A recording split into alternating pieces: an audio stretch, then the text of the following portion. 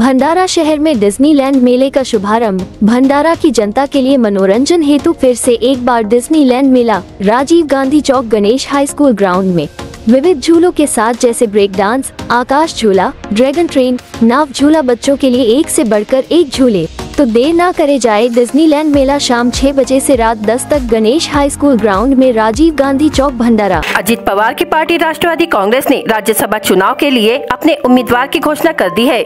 प्रफुल्ल पटेल होंगे राज्यसभा के उम्मीदवार।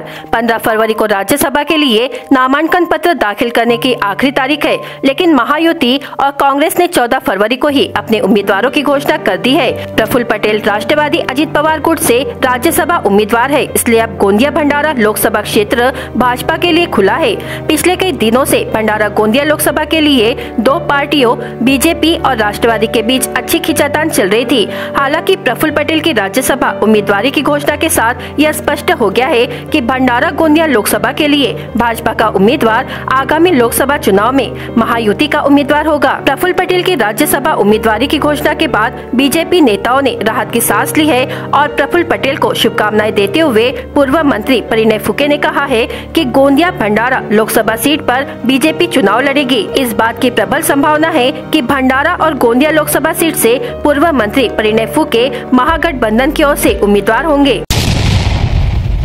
नाही, असं आहे की निश्चितच प्रफुल्लभाई पटेल साहेब राष्ट्रवादीचे अध्यक्ष आहेत, राष्ट्रवादीचे दिग्गज नेते आहेत आणि ते 2022 मध्ये राज्यसभेवर राष्ट्रवादी काँग्रेस पार्टीच्या माध्यमातून राज्यसभेवर त्यांचं नामांकन झालं होतं आणि ते राज्यसभेचे सदस्य होते आणि त्यांचं 2026 पर्यंत त्यांचं राज्यसभाचं मेंबरशिप 2028 पर्यंत होती।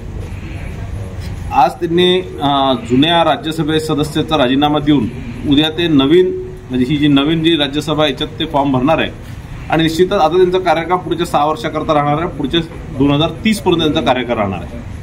निश्चितच या माध्यमातून एक चांगला संदेश सुद्धा त्यांनी त्यांच्या पक्षाला आणि संपूर्ण महाराष्ट्राला दिलेला आहे।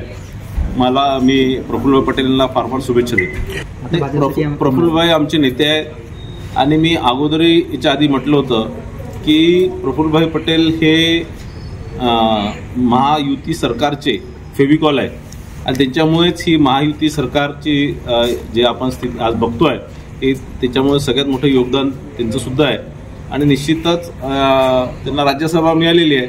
आता ते मला वाटत नाही की ते परत लोकसभेसाठी ते प्रयत्न करतील किंवा ते त्यांची इच्छा असणार। तर निश्चितच भाजपचा भाजप तशी भाजपच लढणार होती, पण जे सगळ्या याच्यात मीडियामध्ये किंवा इतर विषयांमध्ये किंवा लोकांमध्ये कार्यकर्त्यांमध्ये दोन्ही पक्षाच्या कार्यकर्त्यांमध्ये संभ्रम होता, तो कुठेतरी आज मला वाटतं दूर होण्यास या निर्णयाने निश्चितच मदत होणार। मी 2 तासापासून एक महत्त्वाच्या कामामुळे जिल्हा परिषदमध्ये आमचे कोऑर्डिनेशन कमिटीची मीटिंग सुरू होती। तुम्ही सांगितलं की माननीय अध्यक्ष महाराष्ट्र प्रदेश राष्ट्रवादी काँग्रेस तटकरे साहेबांची बातमी आहे। जरी असं झालं तर आमच्यासाठी हे एक हर्षचा विषय आहे। आमच्यासाठी एक म्हणजे खुशी जमवणार ना आम्हाला की प्रदेश अध्यक्षाने तुम्हाला तुमच्याकडे जी बातमी आहे आणि तुम्ही सांगतात आम्हाला, तो आम्ही गोंदियावासियांना, आम्ही जे सर्व त्यांचे कार्यकर्ते यांना आम्हाला सर्वांना खुशी आहे। भंडारा गोंदिया जिला वासियों के लिए खुशखबर है।